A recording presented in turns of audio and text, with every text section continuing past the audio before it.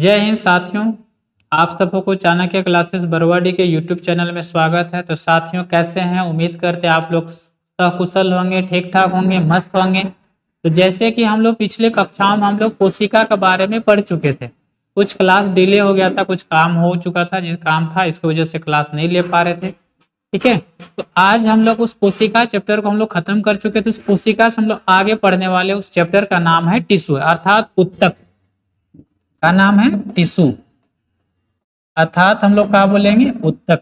ठीक है, अब आज हम लोग उत्तक के बारे में पढ़ेंगे। यह उत्तक चैप्टर बहुत ही महत्वपूर्ण चैप्टर है वनडे एग्जाम के लिए। आप अगर एसएससी का तैयारी करते हैं, रेलवे या कोई भी स्टेट का एग्जाम का तैयारी करते हैं, उसमें अगर साइंस का पोर्शन है और उसमें बायोलॉजी है तो उत्तक चैप्टर से जरूर एक क्वेश्चन आता ही आता है। उस उत्तक को आज हम लोग बहुत ही बारीकी ढंग से पढ़ने वाले हैं। ठीक है, तो चलिए इसका इंट्रोडक्शन के बारे में हम लोग जान लेते हैं, उत्तक है क्या। अब बताओ उत्तक हम लोग किसे कहते हैं? हम लोग जनरली ऐसे सुनते हैं कि कोशिकाओं के समूह को क्या कहते हैं? उत्तक कहते हैं। क्या ये कहना सही है जो कोशिका का समूह उत्तक है? नहीं, कोशिकाओं के समूह को हम लोग उत्तक डायरेक्टली नहीं बोल सकते।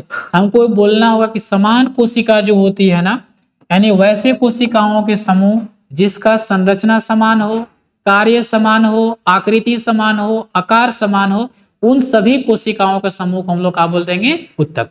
ठीक है, यानी हम डायरेक्टली नहीं बोल सकते कोशिकाओं के समूह को क्या कहते हैं? उत्तक। यानी वैसे कोशिका के समूह को हम लोग उत्तक कहेंगे जिसका कार्य, संरचना, आकृति, आकार, इन सभी चीज अगर समान हो तो उसको हम लोग क्या बोल देंगे? उत्तक कह देंगे। ठीक है, तो यहाँ पे हम बोल सकते हैं समान कोशिका के समूह को क्या बोलेंगे? उत्तक। समान कोशिका के समूह, समान कोशिका का समूह जिसकी संरचना, इसकी क्या लिखेंगे? संरचना, कार्य, आकृति तथा आकार का हो समान, तथा आकार समान। ठीक है, उसे हम लोग क्या बोल देंगे? उसे हम लोग क्या बोल देंगे? उत्तक। आई बात समझ में? उसे हम लोग क्या बोल देंगे? उत्तक। और इन सभी चीजों के बारे में सबसे पहले बताने का काम कौन किया था भाई? हम बात करते हैं 1801 में। 1801 में एक फ्रेंच व्यक्ति था जिसका नाम था जेवियर बिचेट। ठीक है, जेवियर बिचेट क्या किया था? सबसे पहले टिश्यू शब्द दिया था। टिश्यू शब्द, टिश्यू शब्द किसने दिया था? तो याद रखना है जेवियर बिचेट। जेवियर बिचेट, ऐसे बिच्ट लिखा था ना, जेवियर बिच्ट ने दिया था। ठीक है, जेवियर बिच्ट ने ही दिया था। उन्होंने ही बता दिया था कि वैसे कोशिका के समूह जिसका आकार, आकृति, क्रिया और कार्य का हो समान हो, उसी को हम लोग क्या बोलते? उत्तक। यानी जेवियर बिचेट ने दिया था। और उत्तक किस भाषा का शब्द है? तो देखो यह फ्रांस के था, तो कैसी भाषा होगा? फ्रांसीसी भाषा, यानी फ्रेंच भाषा बोल सकते हैं। किस भाषा का शब्द है? तो फ्रेंच भाषा का शब्द है। ठीक है, अब यहाँ देखो उत्तक जो था ना, उत्तक का अध्ययन भी तो चाहिए भाई। उत्तक का स्टडी, यानी कह सकते हैं उत्तक का अध्ययन, यानी study of tissue, study of tissue, यानी उत्तक का अध्ययन। अगर हम बात करते उत्तक का अध्ययन, तो देखो उत्तक का अध्ययन जो होता है ना साथियों, उसको हम लोग क्या बोलते हैं? हिस्टोलॉजी बोलते हैं। क्या नाम देते हैं? हिस्टोलॉजी, जिसको हिंदी में हम लोग बोलते हैं साथियों उत्तक विज्ञान। क्या नाम देते हैं? उत्तक विज्ञान। तो क्वेश्चन पूछ लेगा कि बताओ उत्तकों के अध्ययन को हम लोग क्या बोलते हैं? तो उत्तक विज्ञान बोलते हैं। नहीं तो हम लोग क्या बोलते हैं? हिस्टोलॉजी कहते हैं। अब यहां से देखो हिस्टोलॉजी वर्ड्स दिया कौन भाई? ये भी तो कुछ हो सकता ना। तो यहां से हिस्टोलॉजी वर्ड्स जो देने का काम किया था, कौन देने का काम किया था? वर्ड्स जो दिया था हिस्टोलॉजी, कार्ल मेयर ने दिया था। किसने दिया था? कार्ल मेयर ने दिया था।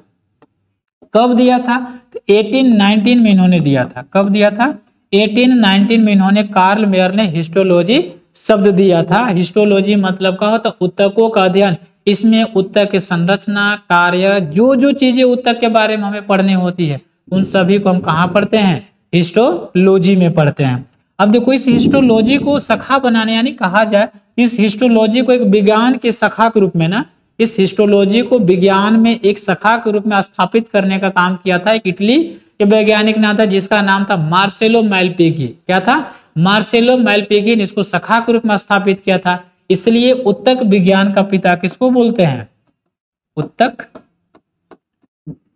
विज्ञान के पिता, ऊतक विज्ञान का पिता हम लोग बोलते हैं मार्सेलो मालपिगी को ना, मार्सेलो मालपिगी को हम लोग बोलते हैं। किसको? ऊतक विज्ञान का पिता। मतलब कैसा ऊतक? याद रखना, आधुनिक ऊतक विज्ञान का पिता, आधुनिक ऊतक विज्ञान का पिता ना। जबकि ऊतक विज्ञान का पिता किसको बोलते हैं? जेवियर बिचेट को बोलते हैं। ठीक है, जेवियर विस्ट को बोलते हैं ऊतक विज्ञान का पिता, ऊतक विज्ञान के पिता। ऊतक विज्ञान के पिता किसको बोलते हैं? जेवियर बिस्ट को बोलते हैं। जबकि अगर आधुनिक बोलते हैं, मॉडर्न बोले, तो हम लोग क्या बोल देंगे? मार्सेलो मालपिगी को बोलते हैं। ये कहाँ के थे भाई? ये इटली के रहने वाले थे। कहाँ के थे? इटली के। जबकि ये कहाँ के थे? तो फ्रांस के रहने वाले थे। कहाँ के थे? फ्रांस के। ठीक है, कहाँ के थे? फ्रांस के। तो ये टिश्यू चैप्टर का थोड़ा सा कहा था, इंट्रोडक्शन था। यहाँ से भी क्वेश्चन आता है। अब हम लोग पढ़ने वाले हैं टिश्यू के टाइप्स। अब देखो, टिश्यू जो होता है ना, दो प्रकार के होते हैं, एक पादप में होगा और एक जंतु में होगा। अगर हम बोल सकते हैं टाइप ऑफ टिश्यू की बात करते हैं ना, ऊतक का प्रकार, ऊतक का प्रकार, ऊतक का प्रकार। वीडियो को जरूर से जरूर देखना, एक भी क्वेश्चन नहीं छूटेगा साथियों, पूरी समझ में आएगा। आपको कोई बुक अलग से पढ़ने की जरूरत नहीं होगी, सारा एनसीईआरटी का चीज हम बता रहे हैं, टोटल एनसीईआरटी का पॉइंट रहेगा इसमें। अब देखो, ऊतक का प्रकार। ऊतक मुख्यतः कितने प्रकार के होंगे? दो प्रकार के। एक को हम लोग क्या बोल देंगे? पादप ऊतक। एक का नाम क्या रहेगा? पादप ऊतक। और दूसरा का नाम क्या रहेगा? जंतु ऊतक। पादप ऊतक और का नाम रहेगा? जंतु ऊतक। ठीक है, तो सबसे पहले हम लोग पढ़ने वाले किसको हैं? पादप ऊतक के बारे में। उसके बाद हम लोग किसको पढ़ेंगे? जंतु ऊतक के बारे में। आज हम लोग स्टार्ट किसको करते हैं? पादप ऊतक। ठीक है, किसको स्टार्ट करेंगे? पादप ऊतक के बारे में आज हम लोग स्टार्ट करेंगे। अगले क्लास में हम आप सबों को क्या बताएंगे? जंतु ऊतक के बारे में। पहले पादप ऊतक कंप्लीट करेंगे, उसके बाद हम लोग क्या बताएंगे? जंतु ऊतक। तो चलिए स्टार्ट करते हैं हम लोग पादप ऊतक। देखो, अगर हम बात करते पादप ऊतक को ना, तो पादप ऊतक को हम लोग बेसिकली दो भागों में बांटते हैं। कितने भागों में? दो भागों में। एक को हम लोग बोलते हैं विभज्योतक, विभज्योतक, जिसको मेरिस्टेमेटिक टिश्यू बोलते हैं। और दूसरा को बोलते हैं अस्थाई ऊतक। क्या बोलते हैं? अस्थाई ऊतक बोलते हैं। अब यहां से पहला जो है ना, विभज्योतक ऊतक। देखो, विभज्योतक ऊतक जो होता है ना, इसका नाम विभज्योतक है, अर्थात इसको हम लोग मेरिस्टेमेटिक बोलते हैं इंग्लिश में। मेरिस्टेमेटिक इसलिए बोलते हैं, क्या करते हैं? इसमें कोशिका विभाजन होता है। क्या होता है? कोशिका विभाजन होता है। ठीक है, लेकिन पहले बात करते हैं कि विभज्योतक बना किससे होता है ना। यह देखो, एक ही प्रकार के कोशिका से बना होगा। इस पॉइंट को याद रखना, एक ही प्रकार की कोशिका, एक ही प्रकार के कोशिका से मिलकर बना होगा। तो जो एक ही प्रकार के कोशिका से मिलकर कौन बना होता है? विभज्योतक ऊतक बना होता है। एक ही प्रकार के कोशिका से मिलकर बना होता है। अब इस विभज्योतक ऊतक जो होता है, मेरिस्टेमेटिक टिश्यू, विभज्योतक ऊतक। अभी बता दें, विभज्योतक ऊतक जो होता है कितने प्रकार के कोशिका से मिलकर बना होगा? एक ही प्रकार के कोशिका से मिलकर बना होता है। और साथियों, यह ऊतक में जो होता है ना, कोशिका विभाजन बहुत तेजी से होता है। कोशिका विभाजन बहुत तेजी से होता है, इसलिए प्लांट क्या करते हैं? जल्दी से विकास करते हैं। यानी प्लांट को वृद्धि करने के लिए कौन से ऊतक की जरूरी होती है? तो विभज्योतक ऊतक की क्या होती है? जरूरी होती है। अब देखो, इसमें कोशिका विभाजन तेजी से क्यों होता है? तेजी से इसमें कोशिका विभाजन इसलिए होता है साथियों, इसमें कोशिका द्रव्य अधिक होता है। कोशिका द्रव्य अधिकतम होता है, यानी अधिक होता है। इसमें कोशिका द्रव्य अर्थात साइटोप्लाज्म जो होता है ना, बहुत ज्यादा मात्रा में पाए जाते हैं, साइटोप्लाज्म। दूसरा चीज अगर हम बात करें, इसकी जो कोशिका भित्ति जो होती है ना, कोशिका भित्ति बहुत पतली होती है। इसकी कोशिका भित्ति कैसी होती है? तो बहुत पतली होती है। ठीक है, कोशिका भित्ति बहुत पतली होती है। इसमें अगर हम बात करते कैविटी यानी अंतर कोशिकीय स्थान, मतलब इसमें अगर हम कोशिकीय स्थान की बात करें, कोशिकीय स्थान, तो कोशिकीय स्थान भी क्या होता है? अधिक होता है। कोशिकीय स्थान अधिक होता है तभी तो इसमें कोशिका द्रव्य ज्यादा है, और इसमें कोशिका द्रव्य का होता है ज्यादा। एक पॉइंट तुमको एकदम अति महत्वपूर्ण जो याद रखना, इसमें जो होता है ना रिक्तिका, जिसको हम लोग क्या बोलते हैं? वैक्यूल बोलते हैं, रसधानी जिसको बोलते हैं, याद रखना इसमें रसधानी नहीं पाया जाता है, रसधानी नहीं पाया जाता है। कोई बता सकता है कि रसधानी क्यों नहीं पाया जाता है? रसधानी क्यों नहीं पाया जाता है? तो साथियों याद रखना, अगर रसधानी पाया जाएगा, अगर वैक्यूल पाया जाएगा, तो वैक्यूल क्या करता है? पदार्थों को स्टोर करता है, और वो क्या करेगा? कोशिका द्रव्य को एक ही जगह स्टोर कर देगा, और जैसे ही स्टोर करेगा साथ ही कोशिका भित्ति जो होगा क्या हो जाएगी? मोटी हो जाएगी, और कोशिका भित्ति मोटी हो जाएगी, जिससे कोशिका विभाजन की दर का हो जाएगी? कम हो जाएगी। और प्लांट में कोशिका विभाजन नहीं होगा, और प्लांट में जब कोशिका विभाजन नहीं होगा तो प्लांट का विकास नहीं होगा, इसलिए इसमें रसधानी नहीं पाई जाती। अगर जिस प्लांट में रसधानी हो जाएगा भाई मेरे, तो उसका विकास नहीं होगा, वो ऐसे ही रह जाएगा। इसलिए याद रखना, ये बहुत ही महत्वपूर्ण पॉइंट है। क्वेश्चन पूछ लेगा कि विभज्योतक उत्तक में इनमें से कौन नहीं पाया जाता है?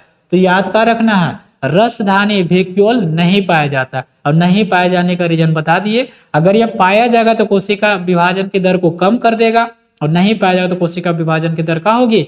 अधिक होगी।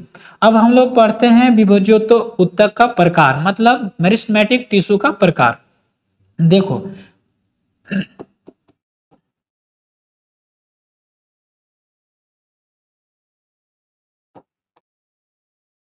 विभज्योतक उत्तक का प्रकार, उत्तक का, अगर हम बात करें ना विभज्यो उत्तक का प्रकार साथियों, तो कितने प्रकार से होते हैं? इसका 3 प्रकार होता है। कितना प्रकार होता है? 3 प्रकार को होते हैं। पहला को हम लोग बोलते हैं एपिकल। क्या बोलते हैं? एपिकल, यानी शीर्ष विभज्यो उत्तक। इसको क्या बोलते हैं? शीर्ष विभज्यो उत्तक, शीर्ष विभज्योतक, शीर्ष विभज्योतक। एक, अब देखो दूसरा को बोलते हैं लेटरल। लेटरल मतलब पार्श्व, या इसी को लोग बोलते हैं कैबियम,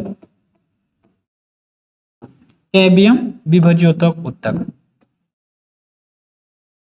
कैबियम विभज्योतक उत्तक। तीसरा को हम लोग बोलते हैं इंटरकैलरी। क्या बोलते हैं? इंटरकैलरी। उसको हम लोग क्या बोलते हैं? अंतर्वेशी,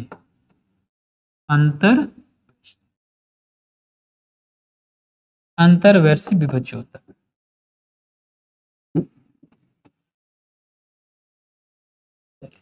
अगर हम टाइप की बात करें तो टाइप कितने प्रकार के होते हैं? 3।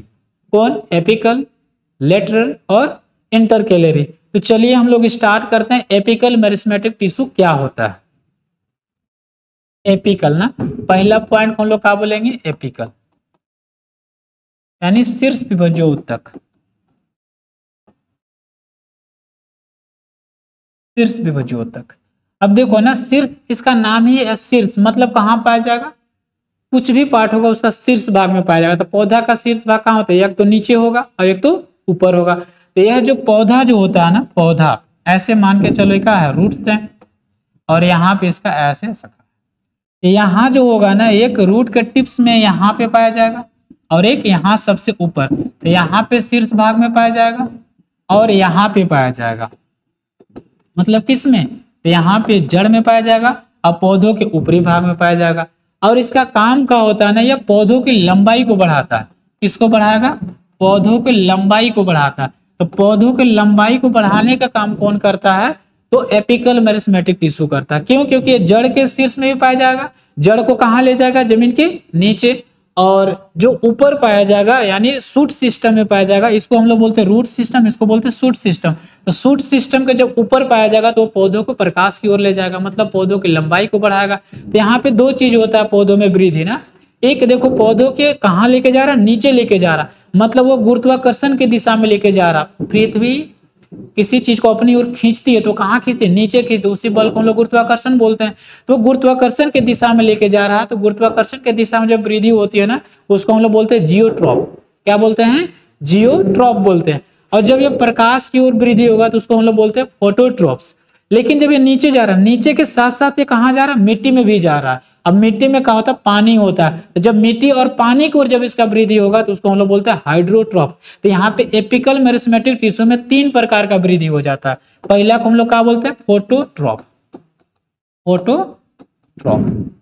ठीक, दूसरा को हम लोग क्या बोलते हैं, जियोट्रॉप, जियोट्रॉप। और तीसरा को हम लोग क्या बोलते हैं, हाइड्रोट्रॉप, हाइड्रो।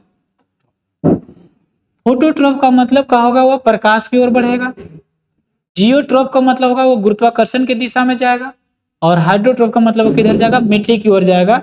हम कह सकते हैं कि एपिकल टिश्यू जो होते हैं पौधों की लंबाई को बढ़ाता है प्रकाश की ओर, गुरुत्वाकर्षण की दिशा में, और जल और मिट्टी की ओर बढ़ाता है। ठीक है, तो याद रखना है साथियों, पौधों की लंबाई को बढ़ाने वाला टिश्यू को हम लोग क्या बोलते हैं, एपिकल मेरिस्मेटिक टिश्यू बोलते हैं। किधर, फोटो का मतलब ये प्रकाश की ओर जाएगा, देखो लिख भी देते हैं, फोटो का मतलब ये किधर जाएगा, प्रकाश की ओर, या गुरुत्वाकर्षण की दिशा में जाएगा ना, गुरुत्वाकर्षण की दिशा में जाएगा। और इधर जल प्लस मिट्टी, जल प्लस मिट्टी की दिशा में जाएगा।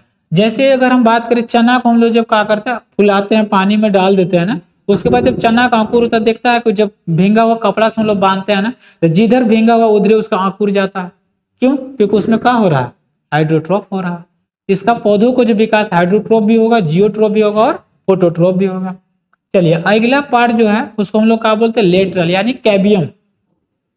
दूसरा को हम लोग क्या बोलते हैं, लेटरल, यानी इसको हम लोग बोलते हैं पार्श्व, कैबियम। देखो पार्श्व और कैबियम का काम क्या है, तो पार्श्व और कैबियम का जो काम होता है ना, यह करता है पौधों के जो पार्ट्स होते हैं ना, भाग होते हैं, उसको क्या करता है, मोटाई को बढ़ाता है। यह मोटाई को बढ़ाने का काम करता है। इसमें पहला पॉइंट का याद रखना, मोटाई। तो पौधों की मोटाई किसको बढ़ाएगा, भाई तना की मोटाई हो सकता है, शाखा की मोटाई हो सकता है, और जड़ की मोटाई हो सकता है। यानी इन सभी को मोटाई को बढ़ाने का काम कौन करता है, तो लेटरल, मतलब पौधों को मोटा बनाता है, भाई मजबूत बनाता है, वो बनाने का काम कौन करता है, तो लेटरल मेरिस्मेटिक टिश्यू बोलता है। तुमसे क्वेश्चन पूछेगा तना की मोटाई, शाखा और जड़, यानी स्टेम, ब्रांच एंड रूट का जो थिकनेस होता है, जो मोटापा होता है, उसको बढ़ाने का काम कौन करता है, तो बढ़ाने का काम कौन करता है, लेटरल मेरिस्मेटिक टिश्यू करता है ना, जिसको हम लोग कैबियम टिश्यू के नाम से भी जानते हैं। अगर हम बात करते हैं तीसरा, तीसरा को हम लोग बोलते हैं इंटरकैलरी। क्या बोलते हैं, इंटरकैलरी। इंटरकैलरी मतलब अंतर्वेशी, अंतर्वेशी ऊतक ना, अंतर्वेशी ऊतक का मतलब क्या होगा, यह शाखा में पाया जाएगा। कहाँ पाया जाएगा, यह शाखाओं में पाया जाता है। शाखा मतलब समझ रहे हैं ना भाई, जब पौधा जो होता है ना, देखो जैसे मान के चलो क्या है, ऐसे इधर इसका क्या है साथियों, रूट है, यहाँ से इसका ऐसे ब्रांच निकल जाता है, इस तरीका से इधर भी ऐसे ब्रांच निकल जाता है। तो यहाँ पे जहाँ नोड और इंटरनोड, जहाँ पे संधियां जो होती है ना, जहाँ पे संधियां होती है वहीं पे पाया जाएगा। ठीक है, इंटरकैलरी, इंटरकैलरी क्या करता है, शाखाओं का विकास करता है। क्या करता है, शाखाओं का क्या करता है, विकास करता है। शाखाओं को क्या करता है, विकास। ठीक है, मतलब यह क्या करेगा, शाखा उसको विकास करेगा, जहां पे नोड इंटरनोड होगा वहां पे क्या होगा, पाया जाएगा। अब ये देखो, ये ज्यादातर छोटे पौधों में पाए जाते हैं। किसमें, छोटे पौधों में होता है। क्वेश्चन पूछ लगा, छोटे पौधे, छोटे पौधों में पाए जाते हैं। अगर हम तीसरा बात करते, एक बीज पत्री वाला पौधा, एक बीज पत्री, एक बीज पत्री वाला पौधा। एक बीज पत्री वाला पौधा कौन होता है, पता है सबको, धान, गेहूं, मक्का, ये सब कैसे हैं, एक बीजपत्री वाले पौधे यानी मोनोकोटिलीडोन है। इसमें जो होता है ना इंटरकैलरी बहुत ज्यादा पाया जाता है, ताकि वो क्या करता है उसकी लंबाई को बढ़ा देता है। अब छोटे पौधों की बात करते हैं तो घास। अब घास को जानता ही होगा, गाय आएगी मनमौजी चर के चल जाएगी, घास बेचारा क्या करे, तो भगवान उससे भी उसको बचने के लिए उपाय लगा दिया, क्योंकि उसमें इंटरकैलरी ज्यादा दे दिया। जैसे मान के चलो घास इस तरीका से होता है भाई, निकला हुआ रहता है ना ऐसे घास, देखना है घास में ऐसे ज्वाइंट होता है, ऐसे नोट्स संधि ऐसे बने होते हैं, तो यहीं पे क्या है इंटरकैलरी है, इंटरकैलरी है, यहीं पे क्या है इंटरकैलरी। कोई बात नहीं, गाय आई इसको यहां से चर के चली गई, कोई बात नहीं, फिर से यहाँ पे क्या था नोट था, अब फिर से वाई से निकल जाएगा। क्वेश्चन पूछा गया है ग्रुप डी में कि घास में कौन सा विभज्योतक उत्तक पाया जाता है, तो याद रखना इंटरकैलरी विभज्योतक पाया जाता है। कोई भी छोटे पौधे ना जिसके साइज बहुत का हो, छोटा हो, गाय वो सब उसको आती है चर के चली जाती, बेचारा परेशान रहता है, उस परेशानी से भी तो भगवान बचने के लिए उसको उपाय लगा दिया कि इंटरकैलरी ज्यादा दे दिया, तुम चरते जाओ बढ़ते जाएगा, चरते जाओ बढ़ते जाएगा। आई बात समझ में। तो साथियों विभज्योतक का 3 ही प्रकार था, और 3 ही प्रकार से ज्यादा क्वेश्चन 3 ही प्रकार होता भी है ना, कितने प्रकार होते 3, ठीक है। तो साथियों वीडियो अच्छा लगा होगा तो वीडियो को लाइक शेयर जरूर करना, और नए होंगे तो साथियों चैनल को भी सब्सक्राइब कर लेना, बेल आइकन घंटी को दबा देना, ठीक है। और इसी तरीका से आगे जो नेक्स्ट पार्ट होगा परमानेंट टिश्यू उसको हम लोग पढ़ेंगे, ठीक है। उसके बाद जब प्लांट टिश्यू खत्म हो जाएगा साथियों तो हम आप लोगों को ह्यूमन टिश्यू के बारे में पढ़ाएंगे। तो फिर मिलते हैं अगले क्लास में, सबों को जय हिंद, थैंक यू।